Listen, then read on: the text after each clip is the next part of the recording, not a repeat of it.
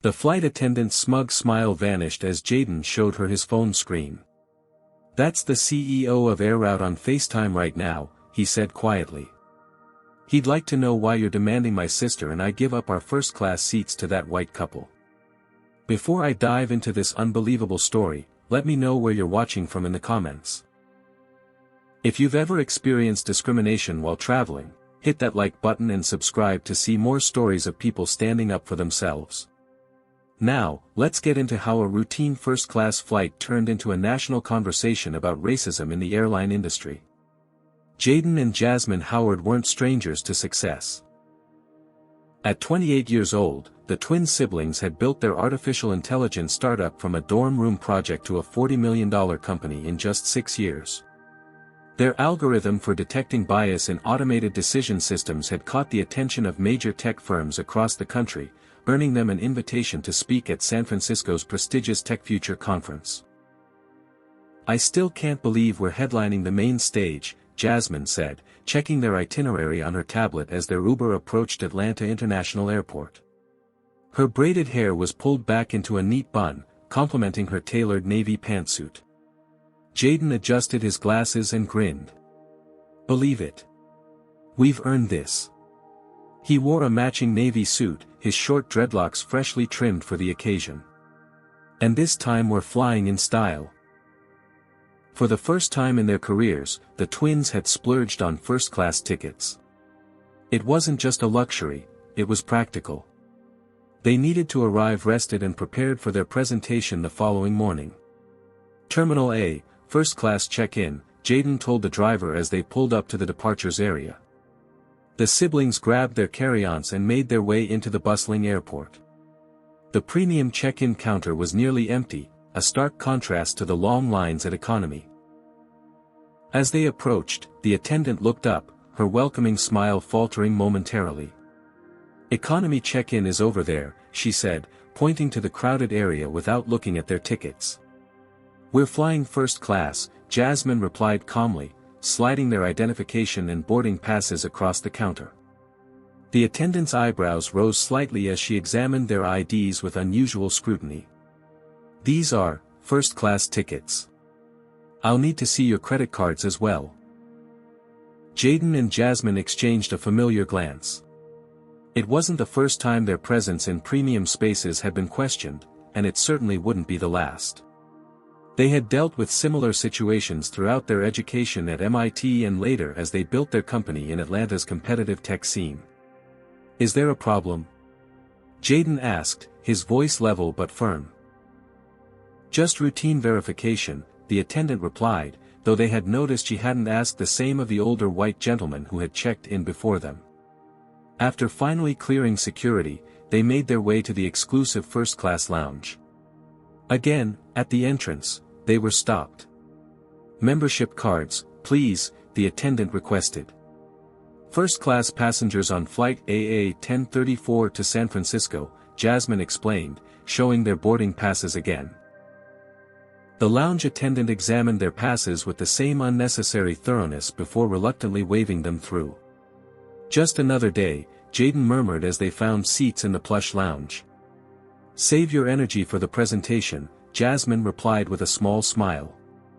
As the public face of their company, they had learned to pick their battles carefully. 2 hours later, they were among the first to board the aircraft, guided to the spacious first-class cabin with its wide leather seats and abundant legroom. "Seats 2A and 2B, the flight attendant named Beverly Turner said, her voice noticeably cooler than it had been for the passengers ahead of them. She was a woman in her 50s with perfectly styled blonde hair and a practiced smile that didn't reach her eyes. As they settled into their seats, Jayden noticed Beverly watching them with a suspicious expression, as if mentally calculating whether they belonged in her cabin.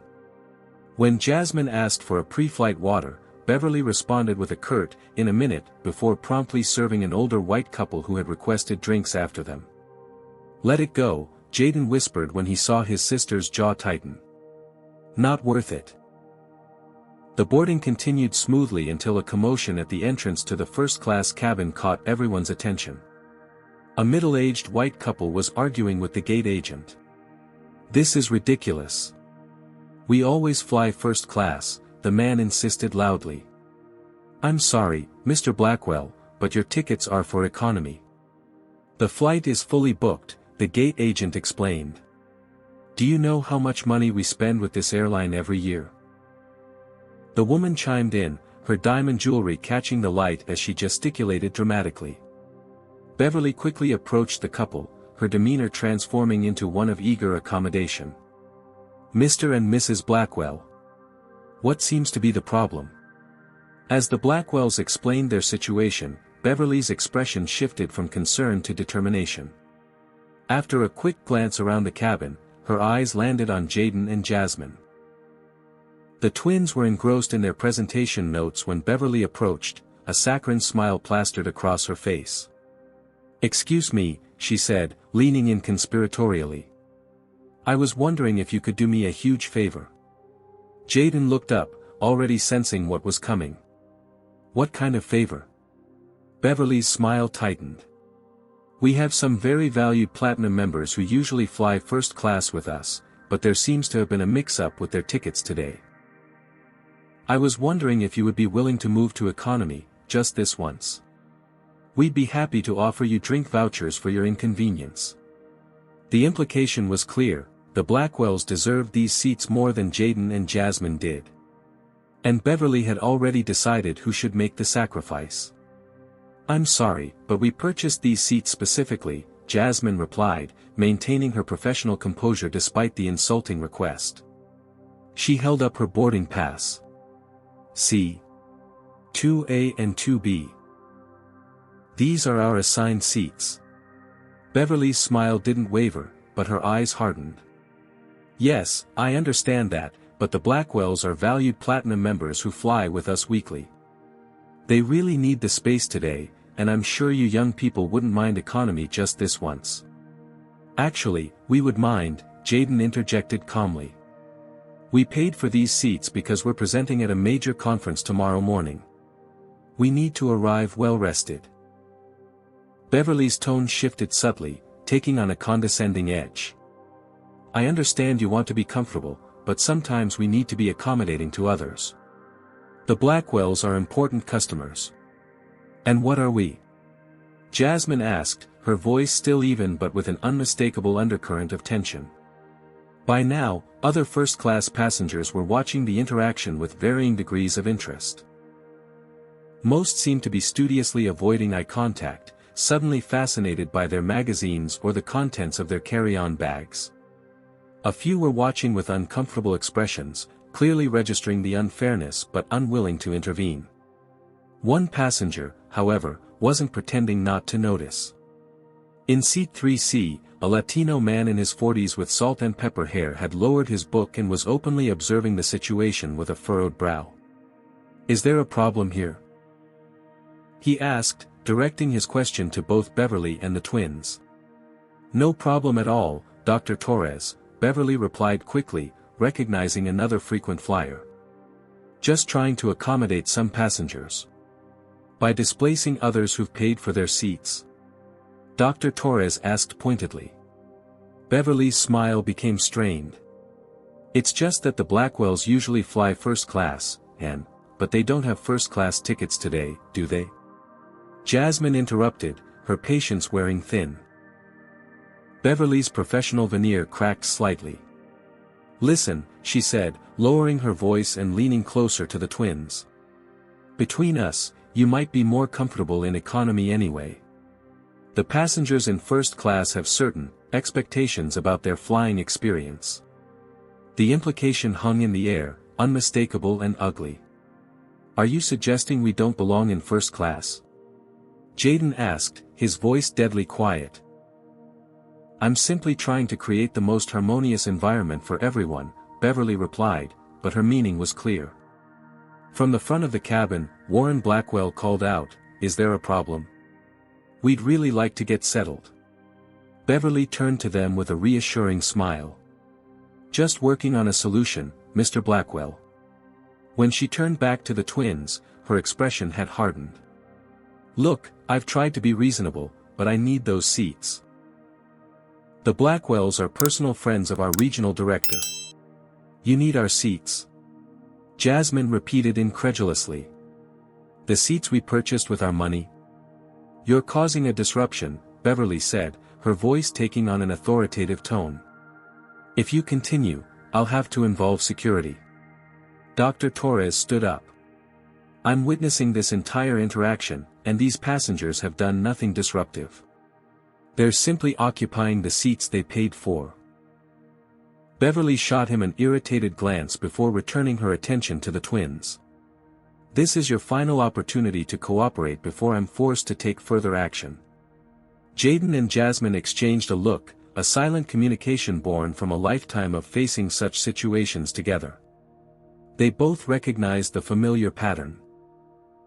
Being asked to give up something rightfully theirs, being painted as uncooperative when they refused, and then being threatened with consequences for standing their ground. We're not moving, Jayden stated firmly. We purchased these seats, and we have every right to sit in them. Beverly's face flushed with anger. Then you leave me no choice. She turned and marched toward the front of the cabin, presumably to call for backup. I'm Dar. Michael Torres, the man from 3C said, leaning forward. What she's doing is completely unacceptable. Thank you, Jasmine replied. I'm Jasmine Howard, and this is my brother Jayden. The AI ethics researchers? Dr. Torres asked, recognition dawning on his face. I've read your work. I'm a professor of medical ethics at UCLA. Their conversation was cut short as Beverly returned, this time with the Blackwells in tow. These are the passengers I mentioned, she told them, gesturing to Jayden and Jasmine as if they were troublemakers she'd identified.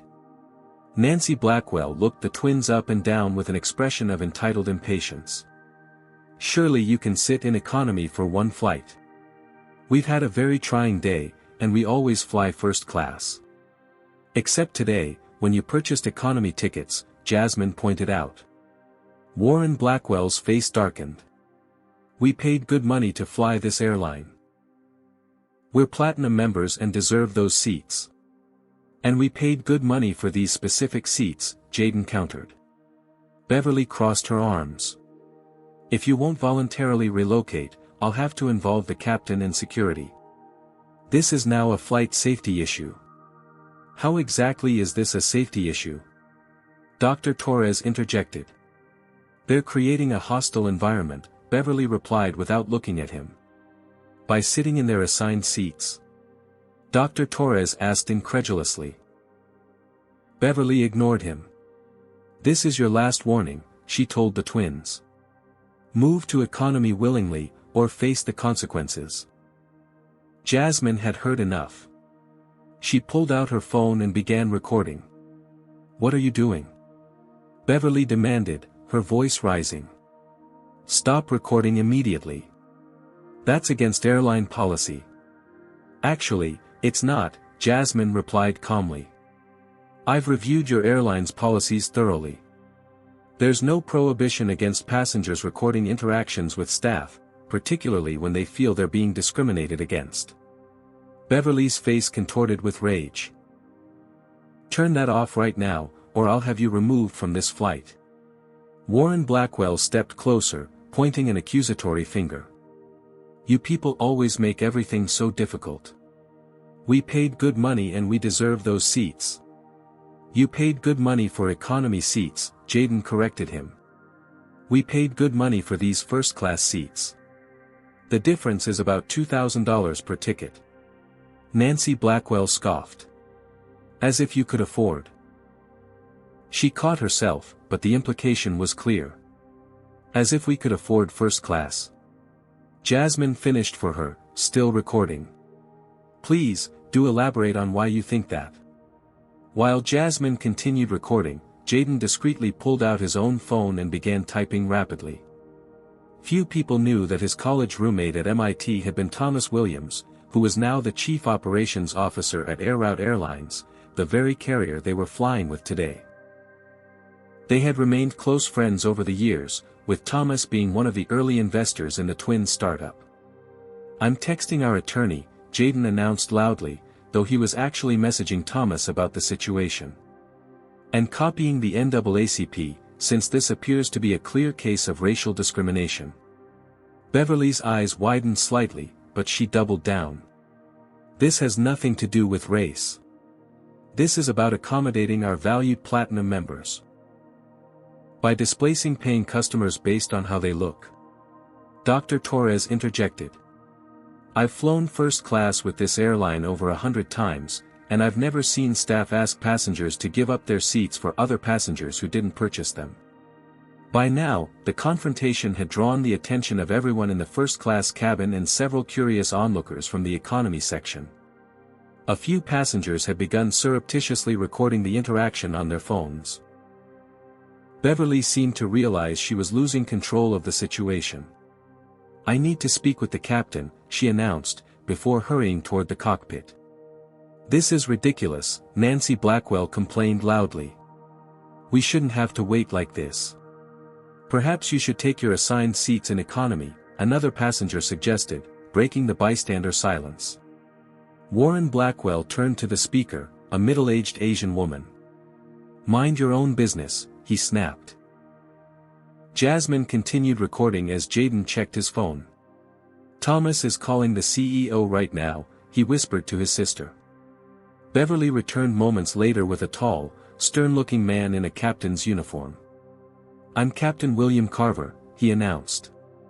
I understand we have a situation here. Before either of the twins could explain, Beverly jumped in. These passengers are refusing to comply with crew instructions and are disrupting the boarding process. They're recording without permission and antagonizing other passengers. Captain Carver frowned at Jayden and Jasmine. Is this true? Absolutely not, Jasmine replied, still recording. We're simply refusing to give up our purchased first-class seats to passengers who bought economy tickets. They've been confrontational and disrespectful, Beverly insisted. And they're recording despite being told to stop. Captain Carver's expression hardened. Recording crew members against their wishes can be considered interference with flight duties. I'm going to have to ask you to stop recording and comply with the flight attendant's instructions. With all due respect, Captain, Jayden said, your flight attendant is asking us to give up seats we legally purchased to accommodate passengers who did not pay for first class. That's not a legitimate crew instruction. I don't have time to sort this out, Captain Carver said dismissively. This flight needs to depart. Either comply with crew instructions or I'll be forced to have you removed from the aircraft. Jasmine felt tears of frustration building but refused to let them fall. So you're threatening to remove us from the flight for sitting in our assigned seats, while doing nothing about the actual disruption caused by your staff and these passengers? She gestured toward Beverly and the Blackwells. Young lady, your attitude isn't helping, Captain Carver said condescendingly. Jayden's phone buzzed. It was a FaceTime call from Thomas Williams. Excuse me, Jayden said, holding up his phone. But I think you should take this call before making any decisions. We're preparing for departure. Put your phone away, Captain Carver ordered. This is Thomas Williams, the Chief Operations Officer of Airlines, Jayden said loudly enough for everyone to hear.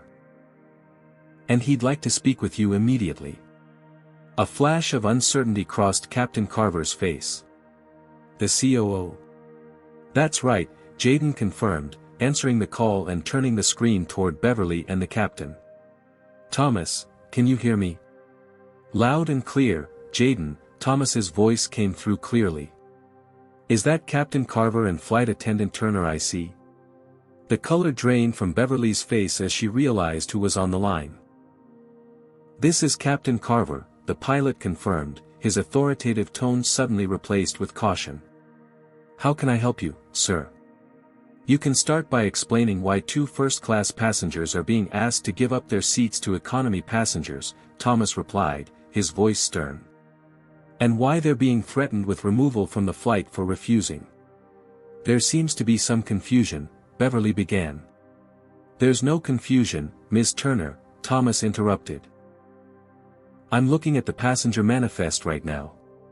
The Howards purchased first-class tickets. The Blackwells purchased economy tickets. Why are you trying to move passengers from their assigned seats? Captain Carver looked at Beverly, who had gone pale. Ms. Turner assured me these passengers were being disruptive and refusing legitimate crew instructions. Sitting in your assigned seat is not disruptive, Thomas stated flatly. Now, I have Daniel Rodriguez, the CEO of Air Route, on the other line. He'd like to know what's happening on his airline. The atmosphere in the first-class cabin transformed instantly. Beverly's face had lost all color, and Captain Carver's confident demeanor crumbled as the name of the CEO echoed through the cabin. Mr. Williams, there's been a misunderstanding, Captain Carver stammered, his authoritative tone replaced by nervous deference. Has there? Thomas replied skeptically. Because from what I'm seeing, 2 first-class passengers are being harassed and threatened with removal for refusing to give up their legally purchased seats to accommodate passengers who bought economy tickets. Is that accurate? Beverly attempted to interject. Sir, I was simply trying to accommodate loyal Platinum members who, Ms. Turner, Thomas cut her off sharply, please explain the airline policy that allows you to displace first-class passengers in favor of economy passengers based on your personal preference. Beverly fell silent, unable to cite such a policy because it didn't exist. I'd like to speak directly with both of you, Thomas continued. Jayden, would you hand your phone to Captain Carver, please? As Jayden extended his phone, the other passengers watched in stunned silence. Several had their own phones out, recording the dramatic turn of events. The Blackwells had begun to slowly back away, attempting to distance themselves from the situation they had helped create. What would you do if you were in Jayden and Jasmine's position? Would you have stood your ground or moved to avoid conflict? Comment number 1 if you believe they were right to refuse to give up their seats, or number 2 if you think they should have compromised to avoid the confrontation. Don't forget to like and subscribe to see more stories about people standing up against discrimination. What do you think will happen next? Will the airline staff face consequences for their actions? Just as Jayden handed his phone to Captain Carver, 3 uniformed security officers arrived at the entrance to the first-class cabin. Captain, you requested security, one of them asked, eyeing Jayden and Jasmine with immediate suspicion. Captain Carver hesitated, looking from the security team to the phone in his hand, where the COO of the airline waited expectantly. Actually, Dr. Torres spoke up, if security is here, they should know that everything has been recorded. He held up his own phone. I have the entire interaction from the moment Ms. Turner first approached these passengers and asked them to give up their seats. Jasmine, still recording, added, and my video has already been uploaded to a private cloud server. One of the security officers, a black woman named Officer Jenkins according to her name tag, stepped forward. What exactly is the situation here? Before Beverly or Captain Carver could answer, Thomas's voice came clearly through the phone speaker. This is Thomas Williams, Chief Operations Officer of Air Route Airlines. To whom am I speaking? Officer Jenkins looked surprised but responded professionally. This is Security Officer Jenkins, sir. Officer Jenkins, I'd appreciate if you and your team would stand by while we sort this out.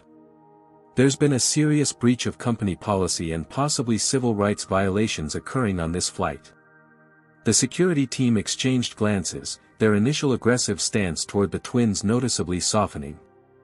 Captain Carver, still holding Jayden's phone, looked increasingly uncomfortable as Thomas continued speaking, now in a lowered voice that only the captain could hear. The other passengers watched as the captain's expression shifted from defensive to alarmed. Meanwhile, the Blackwells had retreated to the front of the cabin, whispering frantically to each other. Warren appeared to be arguing that they should leave, while Nancy kept glancing back at the twins with a mixture of anger and embarrassment. After a tense minute of conversation with Thomas, Captain Carver returned the phone to Jayden, his face grim. Mr. and Mrs. Howard, on behalf of Air Route Airlines, I apologize for this incident. You will, of course, remain in your purchased seats. Beverly, who had been standing rigidly nearby, began to protest. Captain, I was only trying to, that's enough, Ms. Turner," Captain Carver cut her off sharply. Jayden's phone buzzed again. This time, it was a text from Thomas. "CEO Rodriguez wants to speak with Turner and Carver directly. We're arranging for replacement crew. Do not let them leave the aircraft until the new crew arrives." As if on cue, the gate agent appeared at the entrance to the cabin, looking flustered. "Captain Carver. I have an urgent message from headquarters." Captain Carver excused himself to speak with the agent, leaving Beverly standing awkwardly in the aisle, the target of disapproving glances from many passengers. Dr. Torres leaned forward. "Ms. Howard, Mr. Howard, I want you to know that I'm prepared to provide testimony about what I witnessed here today." "Thank you," Jasmine replied, her voice steady despite the emotional turmoil of the past half hour. When Captain Carver returned, his face was ashen. "Ms. Turner, we've been instructed to deplane immediately. A replacement crew is being dispatched." "Deplaned?" Beverly repeated incredulously. "The whole crew?" "Those are our instructions," Captain Carver confirmed tersely. The announcement sent a ripple of murmurs through the cabin. The Blackwells, sensing the shift in power, quickly made their way back toward economy without another word. "Ladies and gentlemen," Captain Carver addressed the cabin, his voice strained, "I apologize for the delay. There's been a staffing change. A new flight crew will be boarding shortly. We appreciate your patience." With that, he gestured for Beverly and the other flight attendants to follow him toward the exit, where the security team was still waiting. "Officer Jenkins," Captain Carver said stiffly, "we've been instructed to report to the station manager's office immediately." As the crew filed out, escorted by security, a stunning announcement came over the PA system: "This is Daniel Rodriguez, CEO of Air Route Airlines. I want to personally apologize to all passengers on Flight 1034 for the unacceptable behavior of certain crew members. A new flight crew is en route and will have you on your way as soon as possible. Any passenger inconvenienced by this delay will receive compensation. Thank you for your patience and for choosing Air Route." The cabin erupted in whispers and exclamations of disbelief. Never had most of the passengers heard of a CEO making a personal announcement on a flight. 20 minutes later, a new flight crew boarded, led by Captain Aisha Johnson, a poised black woman who immediately addressed the cabin with professional warmth. "Good afternoon, everyone. I'm Captain Johnson, and I'll be getting you safely to San Francisco today. I understand there's been a delay, and on behalf of Air Route, I sincerely apologize. We'll be departing as soon as possible." She then approached Jayden and Jasmine directly. "Mr. and Ms. Howard, the CEO asked me to personally ensure you're comfortable for the remainder of your journey." As the new crew efficiently prepared the aircraft for departure, the cabin buzzed with excited conversations. Passengers who had witnessed the confrontation were recounting it to those who hadn't, many expressing outrage at Beverly and Captain Carver's behavior. "I've never seen anything like it," a businessman in 1A told his seatmate. "They were trying to bully those young people out of seats they paid for, and the CEO himself stepped in." Captain Johnson and her team moved through the cabin with professional efficiency, their warmth and courtesy a stark contrast to the previous crew's behavior. When a flight attendant named James offered Jayden and Jasmine complimentary champagne, Jasmine finally allowed herself to relax slightly. "This is still surreal," she whispered to her brother. "I can't believe the entire crew was removed."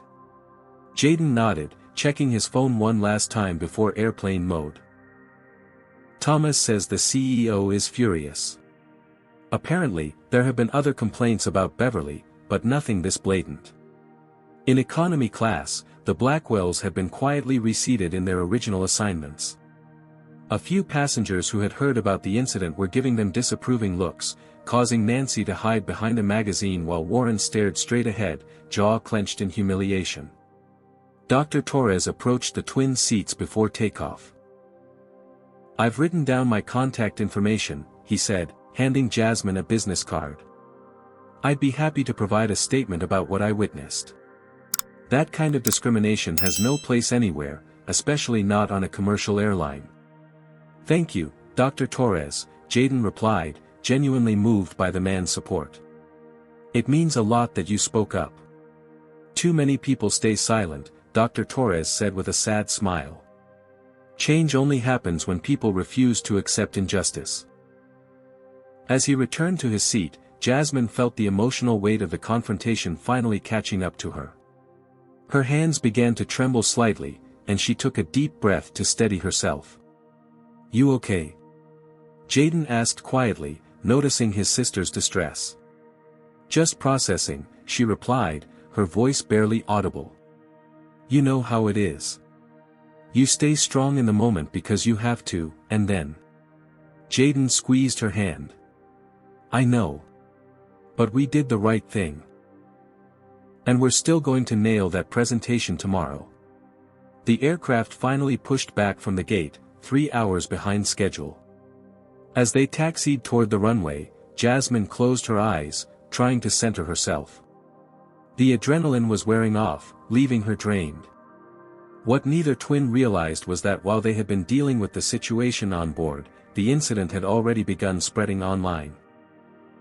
A passenger in economy had tweeted about the confrontation, and the hashtag #AirRouteRacism was gaining traction.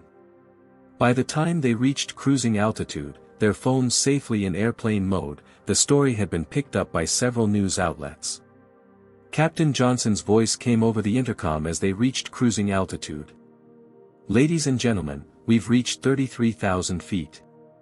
The weather in San Francisco is clear and 65 degrees. Due to our delayed departure, we'll be arriving approximately 3 hours behind schedule. The crew will be coming through with complimentary meals for everyone, regardless of cabin class, as a small token of appreciation for your patience today. As promised, the flight attendants soon began distributing meals, the service in first class notably attentive. When James served Jayden and Jasmine, he leaned in slightly. The CEO would like to speak with you when you land, he said quietly. A representative will meet you at the gate. Jasmine nodded, too exhausted for questions. Once their meal was finished, she reclined her seat and closed her eyes, not to sleep but to process the emotional toll of the confrontation.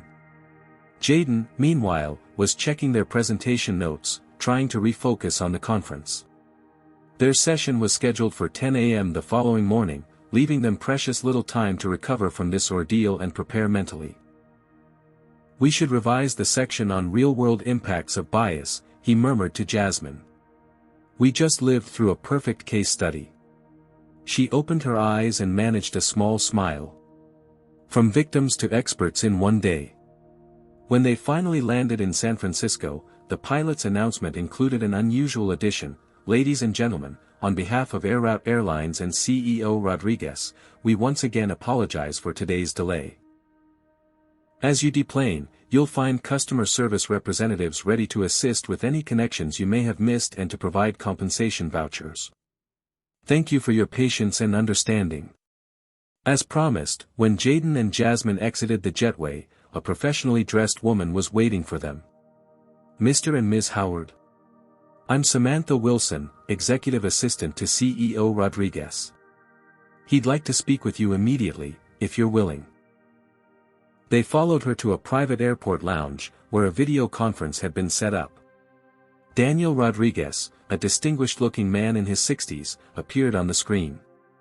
Mr. and Ms. Howard, I cannot begin to express my deep personal apologies for what you experienced on our airline today, he began, his expression grave. I want to assure you that we've already taken action. Ms. Turner, Captain Carver, and 3 other crew members have been suspended pending investigation, which I can promise you will be thorough and swift. Thank you, Mr. Rodriguez, Jayden replied. We appreciate your personal involvement. It's the least I can do, Rodriguez said earnestly. Thomas speaks very highly of you both, and even if you weren't friends with our COO, what happened was inexcusable. No passenger should ever be treated that way, especially not based on race.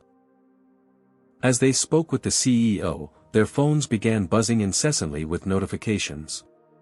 Messages from friends, colleagues, journalists, and even the conference organizers were pouring in. The incident had gone viral. I should mention, Rodriguez added, that this situation has attracted significant media attention. Our PR team is issuing a statement condemning the actions of our former employees and emphasizing our zero-tolerance policy for discrimination. If you're contacted by the press, please feel free to direct them to our media relations department. After finishing the call, Jayden and Jasmine checked their phones, stunned by the explosion of messages. Their social media accounts had gained thousands of new followers in just hours. News outlets were requesting interviews, and the conference organizers had emailed asking if they wanted to address the incident during their presentation.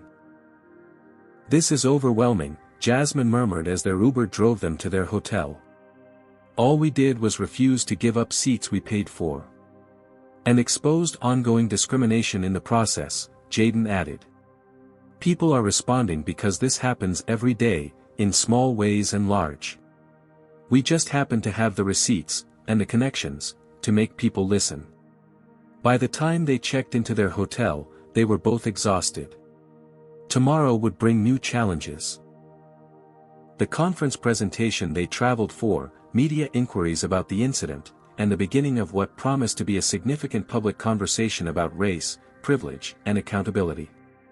"Try to get some rest," Jayden told his sister as they parted ways to their respective rooms.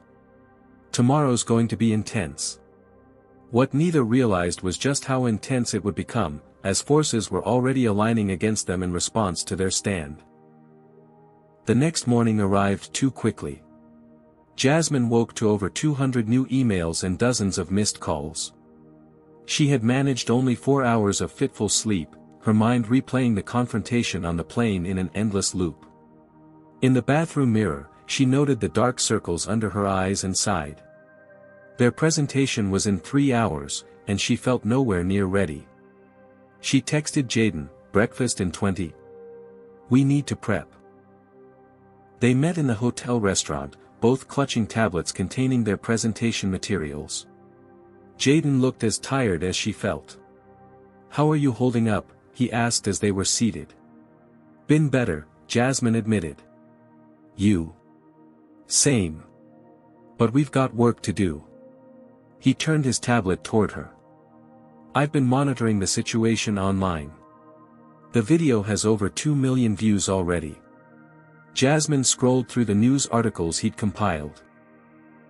Most were supportive, condemning Air Route and praising the twins for standing their ground. But there were also the inevitable detractors, accusing them of overreacting or playing the race card.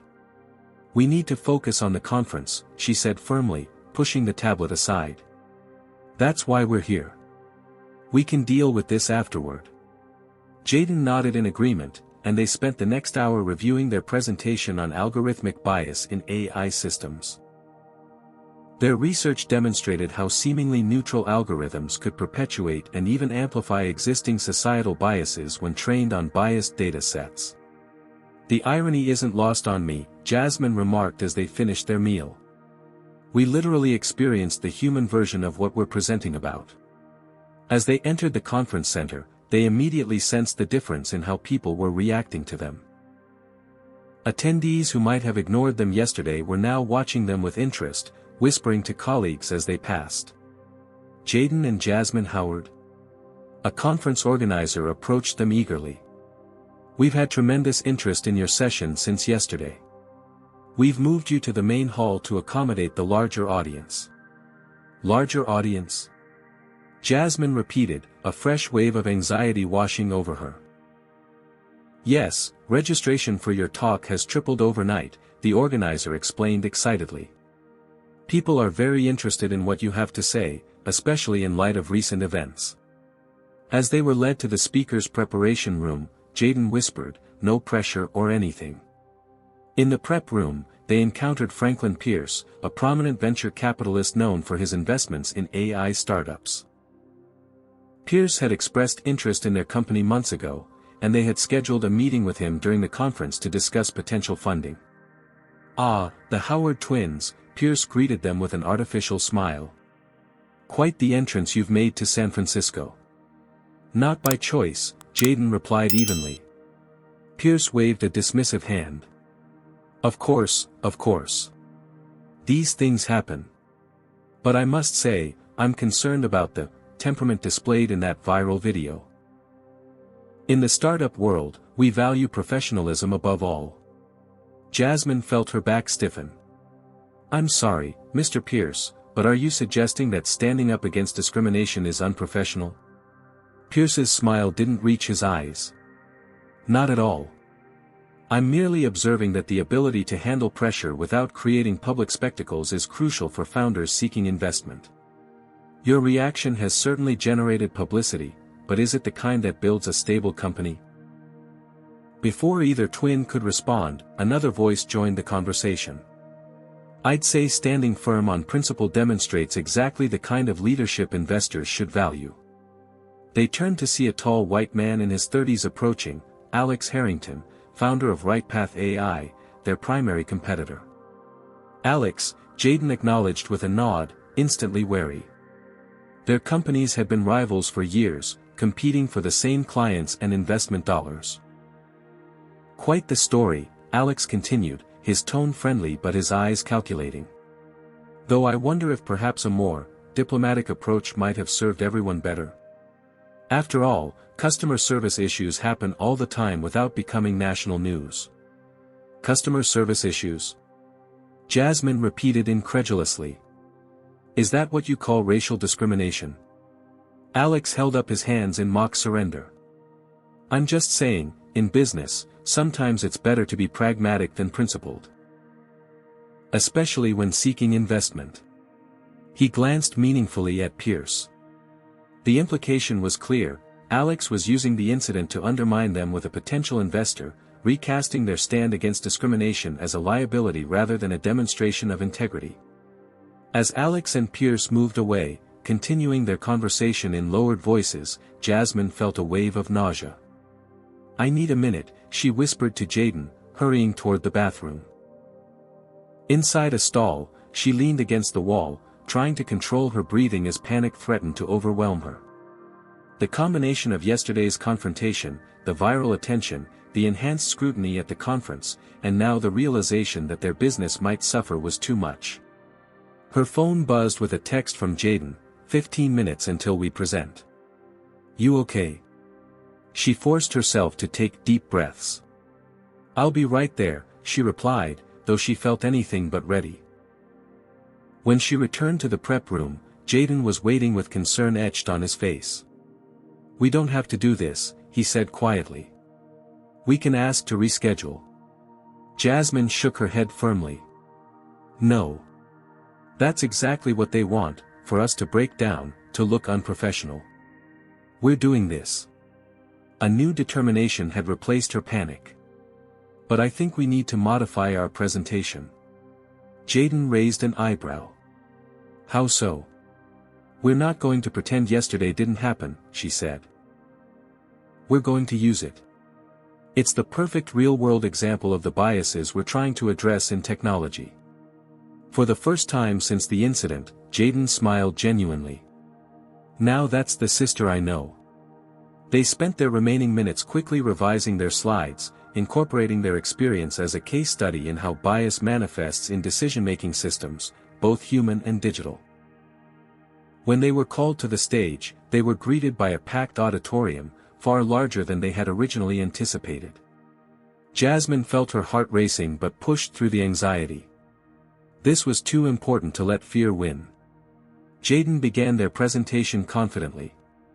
We had planned to talk to you today about algorithmic bias in AI systems, how technology can inadvertently perpetuate discrimination when we're not vigilant.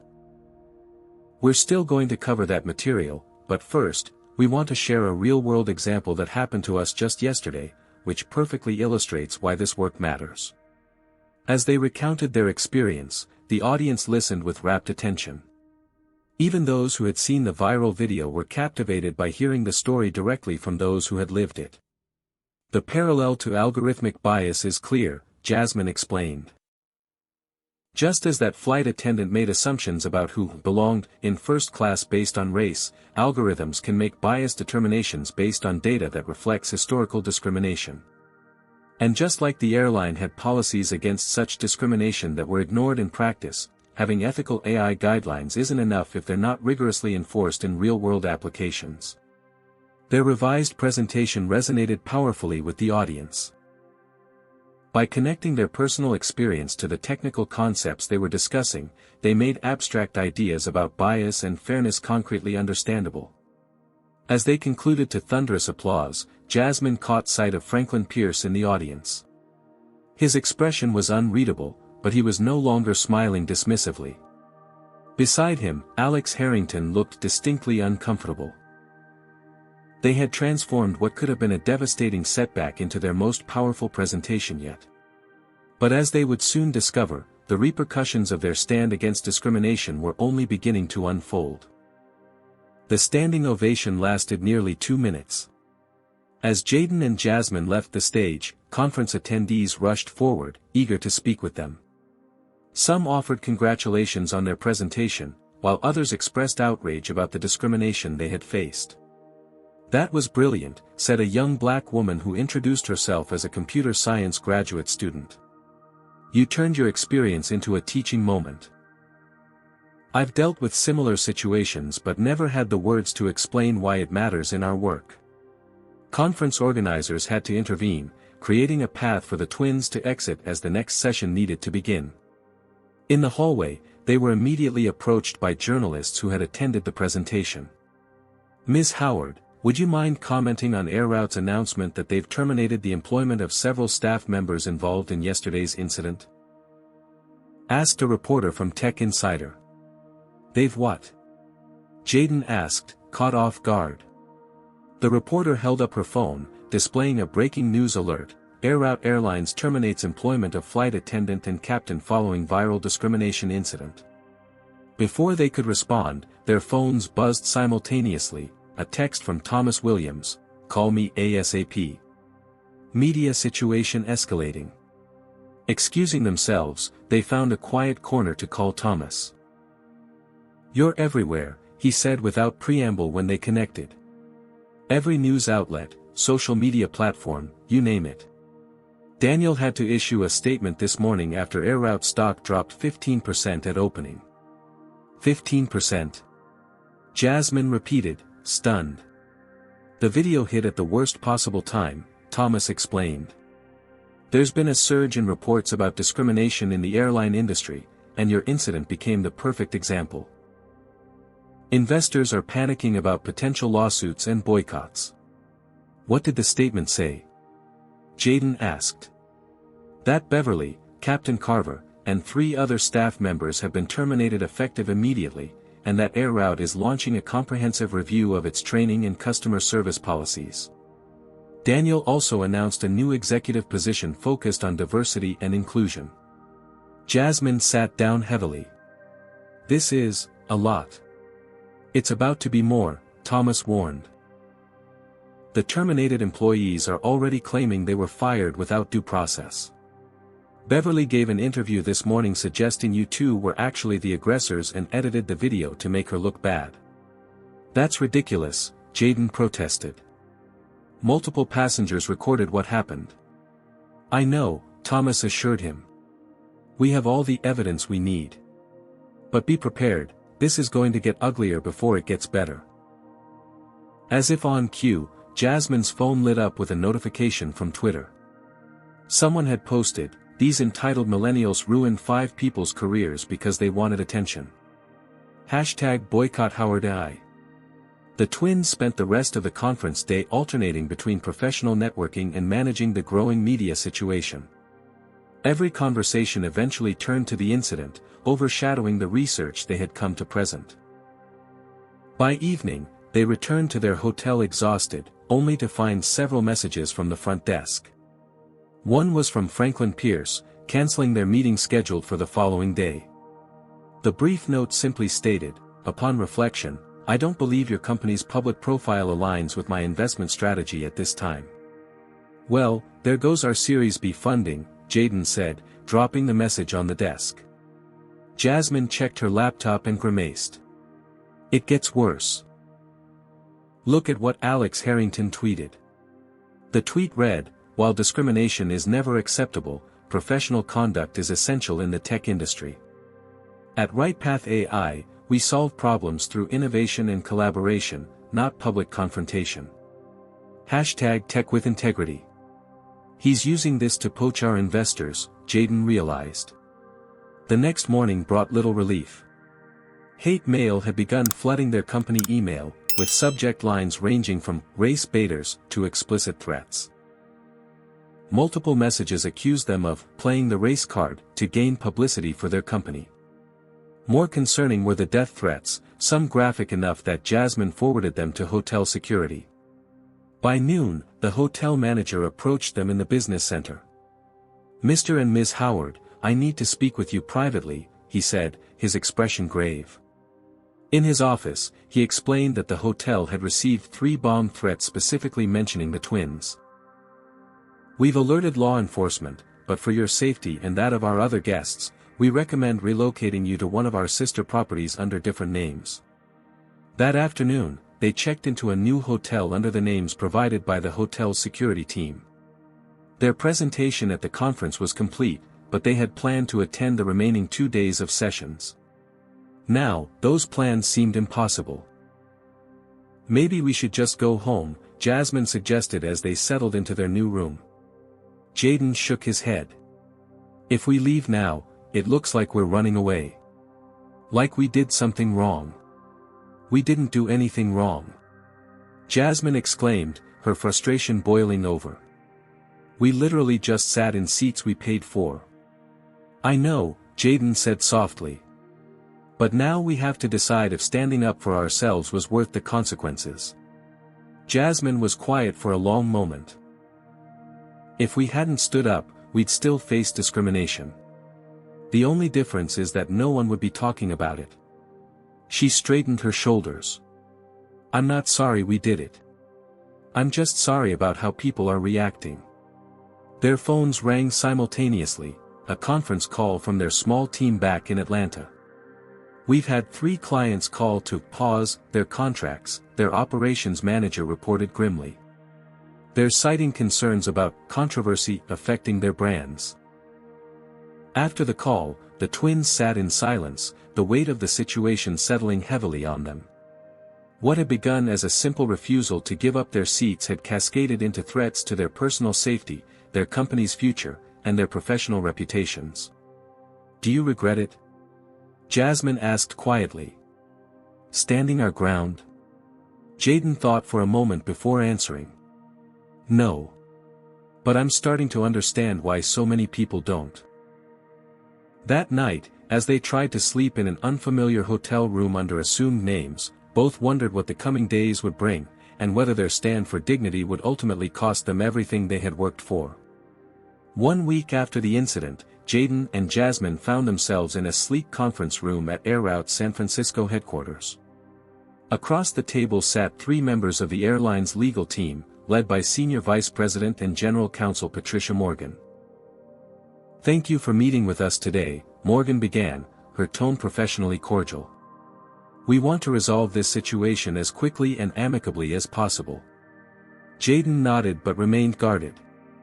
The past week had been a whirlwind of media attention, online harassment, and business challenges. They had returned to Atlanta to find protesters outside their office building, carrying signs with slogans like, "Stop race baiting," and "Jobs not grievances." "As you know," Morgan continued, "we've taken decisive action regarding the employees involved. However, we've recently been served with wrongful termination lawsuits from Beverly Turner and Captain William Carver. They're claiming that they were fired without proper investigation and are naming both AirRoute and you personally in a defamation suit." "Defamation?" Jasmine repeated incredulously. "Everything that happened is on video." "Yes, and those videos support our position," Morgan assured her. "But litigation is always complex and unpredictable. Which brings me to our proposal." She slid a document across the table. "AirRoute is prepared to offer you a generous settlement for any distress caused during the incident. In return, we ask that you sign a standard non-disclosure agreement that would prohibit public discussion of both the incident and the settlement terms." Jayden scanned the document, his eyes widening at the settlement figure, $2 million. Under different circumstances, it would have been life-changing money, enough to fund their company's expansion without needing additional investors. "You want us to stop talking about what happened," he stated flatly. Morgan's smile remained fixed. "We want to put this unfortunate incident behind us and move forward positively. The media attention hasn't been beneficial for anyone involved." Jasmine took the document from her brother, studying it carefully. "This NDA would prevent us from discussing the incident in any context, including our research on bias?" "That's correct," Morgan confirmed. "All parties would agree not to comment publicly on the matter moving forward." The twins exchanged a look, communicating silently as they had done throughout their lives. Jasmine was the first to speak. "No," she said simply, sliding the document back across the table. Morgan's professional demeanor faltered slightly. "Perhaps you should take some time to consider the offer. $2 million is substantial compensation for what was, ultimately, a seating dispute." "It wasn't a seating dispute," Jayden corrected her firmly. "It was discrimination, plain and simple. And silencing us won't fix the underlying issues at Air Route or anywhere else. Our research focuses on identifying and correcting bias in systems," Jasmine added. "What happened to us is directly relevant to that work. We won't sign away our right to discuss it." Morgan's expression hardened. "I should inform you that without this agreement, Air Route will vigorously defend against any claims you might bring. And while we acknowledge that Ms. Turner and Captain Carver acted inappropriately, proving racial motivation in court is notoriously difficult." As they left the meeting, both twins felt the weight of their decision. They had just walked away from $2 million on principle, a luxury many couldn't afford. "Did we make the right call?" Jayden asked as they exited the building. Before Jasmine could answer, a woman approached them on the sidewalk. "Jayden and Jasmine Howard? I'm Gabrielle Washington, civil rights attorney." She handed them each a business card. "I've been following your case closely and would like to offer my services, pro bono if necessary." They studied her card skeptically, having encountered numerous opportunists since the incident went viral. "Why pro bono?" Jasmine asked cautiously. "Because what happened to you happens to thousands of people every day, but rarely with such clear evidence," Washington explained. "Most victims of discrimination don't have videos or witnesses willing to come forward. You do. This could be a landmark case that helps others." "We just turned down a settlement offer," Jayden informed her. Washington smiled. "I know. I've been waiting outside hoping you would. It shows you understand what's really at stake here." After verifying Washington's credentials, they agreed to meet at her office the following day. What they didn't expect was who else would be there. Dr. Michael Torres, the passenger who had spoken up for them on the flight, was waiting in Washington's conference room. Alongside him were 3 other passengers from the flight, including a flight attendant from economy class who had been off-duty during the incident. "These witnesses have all come forward voluntarily," Washington explained. "They've provided statements and copies of their own recordings of the incident." The off-duty flight attendant, Sarah Chen, had the most damning evidence. "After seeing what happened to you, I started documenting other incidents I've witnessed," she explained, pushing a folder across the table. "Beverly Turner has a history of treating passengers of color differently. I've reported it multiple times, but nothing was ever done." Washington nodded grimly. "We've also obtained internal emails through a whistleblower at Air Route. They show that complaints about discriminatory treatment were routinely dismissed or buried, particularly when they involved high-revenue passengers like the Blackwells." As they reviewed the evidence, Jasmine felt a mix of vindication and sadness. "This is so much bigger than what happened to us." "Exactly," Washington agreed. "And that's why your case matters. It's not just about 2 passengers being asked to move, it's about exposing a systemic problem. While they built their case against Air Route, public opinion continued to evolve. Though the initial wave of backlash remained fierce in some circles, a counter-movement had emerged. The hashtag #StandWithTheHowards had gained traction, with people sharing their own experiences of discrimination in travel, retail, and corporate environments. Competitor airlines seized the opportunity, launching new diversity initiatives and highlighting their commitment to equal treatment. One carrier even introduced a training video for staff that used a scenario remarkably similar to what had happened to the twins as an example of what not to do. Meanwhile, Franklin Pierce's sudden withdrawal from investing in the twins' company had raised eyebrows in the tech community. A junior partner at his firm anonymously leaked information to a tech blog revealing that Pierce had a history of declining to invest in companies led by people of color, despite his public statements about valuing diversity. The resulting article prompted journalists to investigate further, uncovering several discrimination complaints filed against Pierce's firm over the years, all quietly settled with NDAs. The tech investor who had tried to use the twins' experience against them now found himself facing similar scrutiny. 2 weeks after their meeting with Washington, the twins received unexpected news: Beverly Turner and Captain Carver's wrongful termination lawsuits had been dismissed by a judge who cited the overwhelming evidence of policy violations. The next day, Air Route's attorneys contacted Washington with a new settlement offer. One that notably did not include an NDA and promised substantial policy changes throughout the airline. "They're running scared," Washington observed. "The evidence we've gathered, combined with the public pressure, has them worried about a much larger class action lawsuit from other passengers who've experienced discrimination." As the twins considered the new offer, they reflected on the journey that had brought them here. What had begun as a simple refusal to give up seats they had paid for had evolved into a potential watershed moment in how corporations address discrimination. "Whatever we decide," Jasmine said, "I want one thing to be clear in any agreement: this isn't just about money. It's about changing how things work." Jayden nodded in agreement. "We didn't ask for this fight. But now that we're in it, we need to make it count for something bigger than ourselves." 6 months later, Jayden stood by the floor-to-ceiling windows of their new company headquarters in downtown Atlanta, watching the city bustle below. The space was 3 times larger than their previous office, accommodating their rapidly expanding team of 35 employees. "The new diversity compliance team from United is here," Jasmine announced, entering his office with a tablet in hand. "They want to discuss implementing our bias detection software across their customer service platforms."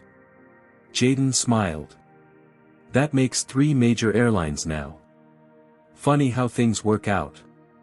The settlement with Air Route had indeed become a landmark case, though not in the way most had expected. Rather than a protracted legal battle, the airline had agreed to a comprehensive overhaul of its training, hiring, and customer service practices.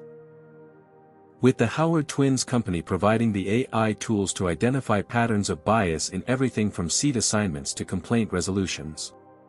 The financial settlement had been substantial but secondary to the structural changes. Most significantly, Air Route had agreed not to require an NDA, allowing the twins to speak openly about their experience and the subsequent reforms. "Have you seen the latest numbers?" Jasmine asked, showing him a report on her tablet. "Discrimination complaints at Air Route have decreased 68% since implementing our system, and customer satisfaction scores among passengers of color are up 42%. "Real change," Jayden nodded approvingly. "Not just PR." The aftermath of their stand had transformed their company's trajectory. While they had lost some clients and investors initially, many more had come forward, impressed by their integrity and the practical applications of their research. Their AI ethics platform now helped dozens of companies identify and address bias in their automated systems and human processes. Beverly Turner and Captain Carver's attempts to salvage their reputations had ultimately failed. Their lawsuits dismissed, they had tried taking their story to sympathetic media outlets, but the evidence against them had been too overwhelming. The videos, witness testimonies, and internal Air Route documents had painted a clear picture of discrimination that no spin could erase. Franklin Pierce had faced his own reckoning. The investigation into his firm's investment practices had revealed a clear pattern of bias against founders from underrepresented groups. Several limited partners had withdrawn their capital, and the Securities and Exchange Commission had launched a formal investigation into discriminatory practices across the venture capital industry. The foundation approved 5 new grants today, Jasmine reported, referring to the nonprofit they had established with a portion of their settlement. The Howard Equity and Technology Foundation provided support for underrepresented entrepreneurs and researchers working on bias-related issues in technology. Any standouts? Jayden asked. A team at Howard University developing algorithms to detect racial bias in housing applications, and a high school program in Oakland teaching students to audit social media platforms for discriminatory patterns. Their phones buzzed simultaneously, a news alert about Air Route's latest announcement. Captain Aisha Johnson, who had stepped in to fly their delayed flight that fateful day, had been promoted to Director of Flight Operations, the first black woman to hold the position in the company's history. Good for her, Jayden said sincerely. A knock at the door interrupted them. Their executive assistant poked her head in. Your flight to Chicago is confirmed for tomorrow. First class on Air Route, as requested. Some had been surprised when the twins continued flying with Air Route after everything that had happened. But as Jasmine had explained in numerous interviews, the goal was never to destroy the company. It was to make it better. And you can't improve something by abandoning it. Their decision to visibly continue patronizing the airline while holding it accountable had been powerful symbolism. It demonstrated that they weren't seeking vengeance but genuine change. The next day, as they boarded their flight to Chicago for a speaking engagement, the difference was palpable. The crew greeted them warmly and professionally, with none of the suspicion or hostility they had once faced. Fellow passengers occasionally recognized them and offered words of support or thanks. Mr. and Ms. Howard, welcome aboard, the flight attendant said as they settled into their first-class seats. It's an honor to have you flying with us today. As the plane took off, Jasmine gazed out the window at the Atlanta skyline receding below them. Do you ever think about how differently this could have gone? She asked her brother. If we had just moved to economy that day? Jayden considered the question. I think about all the people who do move, who give up their seats, who accept less than they deserve because fighting seems too hard or too risky. And I'm glad we didn't. Me too, Jasmine agreed. Though I never expected a seating dispute to change our lives. It wasn't about the seats, Jayden reminded her. It was about dignity. About being seen as equals, worthy of the same respect as anyone else. As the plane reached cruising altitude, they each pulled out their laptops to work on their presentation for tomorrow. The title slide read, From Algorithms to Airlines, How Bias Shapes Our World and How We Can Reshape It. Their personal experience had become a powerful case study in their professional work, a vivid illustration of how the biases they fought against in artificial intelligence existed first in human systems and attitudes. They had transformed a painful incident into a catalyst for change, not just for themselves but for countless others who would benefit from the reforms they had helped initiate. The captain's voice came over the intercom, Ladies and gentlemen, this is Captain Rodriguez. We've reached our cruising altitude of 33,000 feet. Weather in Chicago is clear, and we expect an on-time arrival.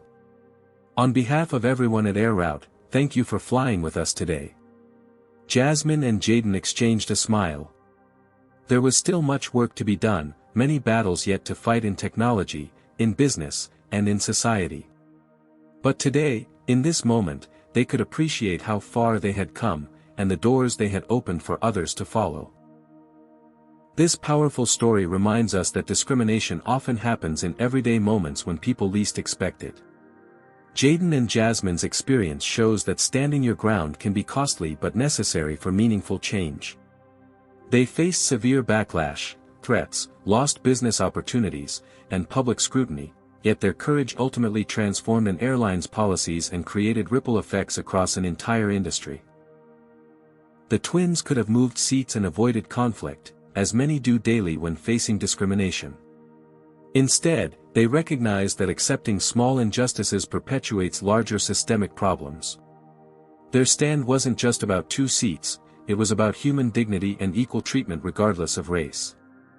Their story also demonstrates the power of evidence and allies. Without recordings and witnesses, particularly Dr. Torres speaking up when others remained silent, the outcome might have been vastly different. Most importantly, they transformed their painful experience into positive change, using it to advance their mission of fighting bias in all systems, both human and technological. Sometimes the most significant changes begin with a simple refusal to accept the unacceptable. What would you do if faced with discrimination while traveling? Would you stand your ground like Jayden and Jasmine, or would you choose a different approach? Have you ever witnessed discrimination and spoken up or stayed silent? Share your thoughts in the comments below. If this story moved you, please hit that like button and subscribe to see more powerful racism stories that need to be told. Don't forget to share with someone who needs to hear this message today. Thank you for joining me, and remember, your voice matters, especially when speaking truth to power.